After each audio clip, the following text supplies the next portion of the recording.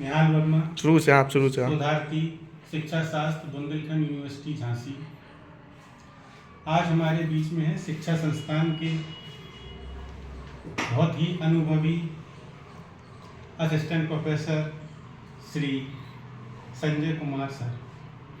आज हम उनसे समाज, शिक्षा किस तरह एक दूसरे से संबंधित है और किस तरह पूरी शिक्षा जो है हमारे समाज को बदल रही है आधुनिक समय में।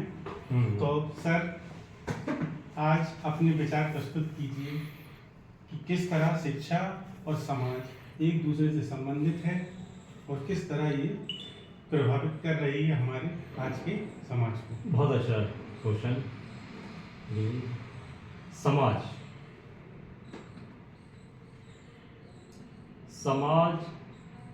वैसे समान रूप से व्यक्ति को, समूह को समाज कहते हैं। दो या दो से अधिक व्यक्ति यहाँ पर अपने विचार प्रस्तुत करें, वह समाज निर्मित हो जाता है। लेकिन समाज शास्त्रीय भाषा में इसको अलग ही रूप से प्रस्तुत किया गया है। समाज शास्त्रीय भाषा में सब व्यक्ति के समूह को समाज नहीं, बल्कि जो समूह एक दूसरे पे प्रतिक्रिया कहता है उसको समाज कहते हैं। मैं कई बार पेज ने कहा है, समाज सामाजिक संबंधों का जाल है जो सदैव बदलता रहता है। भारत एक विविधतापूर्ण देश है। यहाँ कई समाजों का बोलबाला है, कई संस्कृतियों का। हिंदू समाज, जैन समाज, बौद्ध समाज, ब्राह्मण समाज, क्षत्रिय समाज, शूद्र समाज, जाति व्यवस्था के आधार पर समाज, भौगोलिक परिस्थिति के अनुसार, राजनीतिक समूह के आधार पर उन समाजों की अपनी अपनी सभ्यता, संस्कृति, खान पान, आचार विचार, मूल मान्यताएं सभी हैं। एक विविधतापूर्ण देश है। अब इस समाज में शिक्षा का आधार क्या होना चाहिए?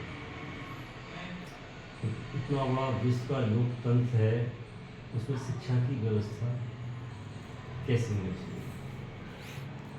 शिक्षा मानव जीवन के विकास का आधार है। आज तक संपूर्ण मानव जाति ने जितनी भी उपलब्धियां हासिल की, शिक्षा के द्वारा। हमने आदि मानव प्राकृतिक काल से जीवन प्रारंभ किया। आज वर्तमान युग आधुनिक युग, वैज्ञानिक और मनोवैज्ञानिक युग है। जो इसरो के वैज्ञानिक चांद पर जा रहे हैं, भारत की पृथ्वी पर दुनिया देख रही है। उस समाज में भारतीय परिस्थितियों के अनुसार शिक्षा का स्वरूप क्या होना चाहिए?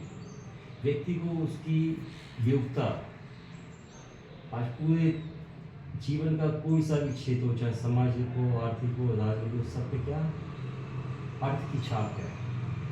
धरती का भगवान क्या है? धन।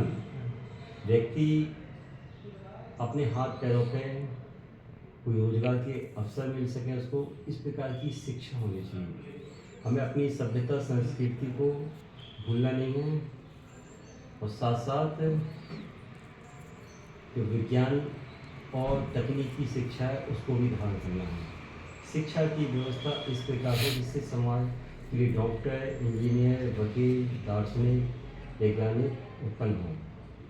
तो हमारी सरकार काम कर रही है, राज्य सरकार, केंद्र सरकार, और हमारा शिक्षा संस्थान भी विश्वविद्यालय का अभिनंदन को पूर्ति कर रहा है। Thank you.